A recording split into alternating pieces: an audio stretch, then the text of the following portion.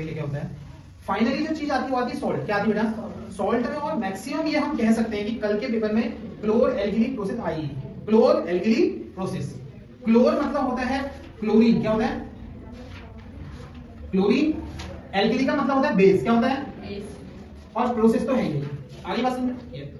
तो क्लोर एल्गिली प्रोसेस, जरा सॉल्ट के बारे में, किसके बारे में, सॉल्ट के बारे में। सॉल्ट क्या होता है बेसिकली मैं आपको बता दूं, एक न्यूट्रलाइजेशन रिएक्शन होती है। अगर आप कभी एसिड को, किसको, बेस के साथ रिएक्ट करोगे तो क्या बनेगा, सॉल्ट। क्या बनेगा, ये बात याद रखना, समझ में आ गई बात।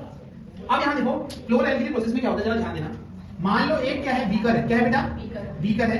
इस बीकर में आपने सॉल्ट डाला है, सॉल्ट का पानी डाला है, क्या डाला है, सॉल्ट का पानी। ये बहुत इंपॉर्टेंट टॉपिक है, इसको पढ़ना है आज, ठीक है। ये पानी है, आगे बात समझ। इसमें दो इलेक्ट्रोड है, एक ये है और एक ये है, इस तरीके से। आगे बात समझ। एक एनोड है और एक कैथोड है।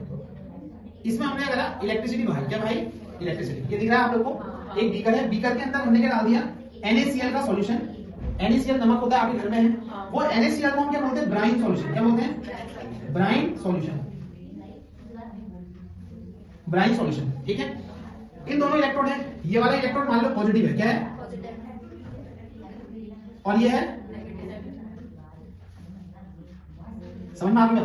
तो जैसे हम इलेक्ट्रिसिटी इसमें ब्रेक करते हैं, समझ में आ गई बात। अब फर्स्ट चैप्टर में चलते हैं। फर्स्ट चैप्टर में आपको पता है हमने एक रिएक्शन पढ़ी थी, डिकम्पोजिशन रिएक्शन। डिकम्पोजिशन रिएक्शन में क्या था, इलेक्ट्रिसिटी की हेल्प से हम वाटर को क्या कर रहे थे, ब्रेक कर रहे थे। जैसे H2 है हमारे पास, क्या है, H2, उसमें हमने इलेक्ट्रिसिटी डाली है तो H2 ब्रेक होता था, H2 अलग, O2 अलग, अलग अलग ब्रेक होता था, इसको हम बैलेंस कर लेते थे। तो वैसे ही क्या होता है बेटा, जैसे ही हम इलेक्ट्रिसिटी को इसमें डालते हैं पानी में, तो ये ब्राइन सॉल्यूशन क्या होता है, ब्रेक होता है। क्या होता है, ब्रेक होता है। Na अलग होता है, पॉजिटिव पॉजिटिव अलग होता है। NaCl है ना, तो Na पॉजिटिव अलग हो जाता है और Cl नेगेटिव अलग हो जाता है।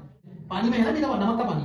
तो NaCl जो Na पॉजिटिव है वो किस में जाएगा, नेगेटिव की तरफ अट्रैक्ट होगा। अरे Na में कैसे चार्ज है, पॉजिटिव है, तो ये किसकी तरफ अट्रैक्ट होगा, नेगेटिव की तरफ। तो Na जो है वो यहाँ पे चले जाएगा, Na positive, Na positive, Na positive, Na positive, ये इस नेगेटिव में चलेगा।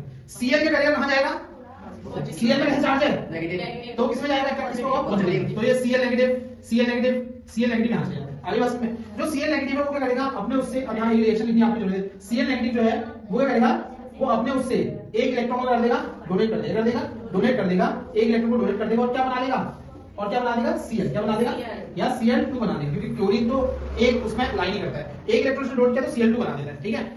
तो खाली नमक के पानी से हमें कौन सी गैस मिल गई, क्लोरीन की गैस मिल गई, तो ये है Cl2। आगे बात में, एक तो हमारा क्लोर एल्गिली प्रोसेस बनाने का जो होता है उसमें से एक क्लोरीन को हमें समझ में आगे क्या करेंगे, कुछ नहीं करना है, खाली ये डायग्राम बना देना जैसे मैंने बनाया है, और NaCl को हमें ऐसे कर देना, ठीक है।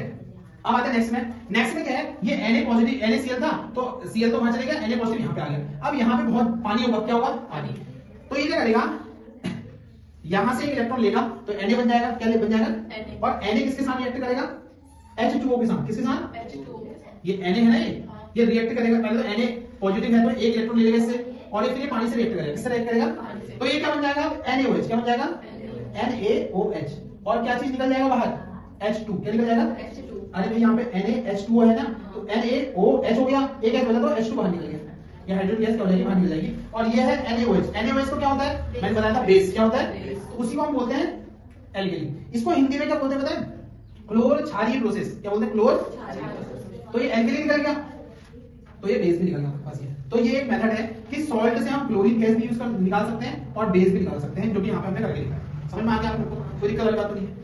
अभी जितने भी सॉल्ट है इनके बारे में हमने पढ़ना, पहले जितना समझ में आ रहा है उसको नोट कर लो।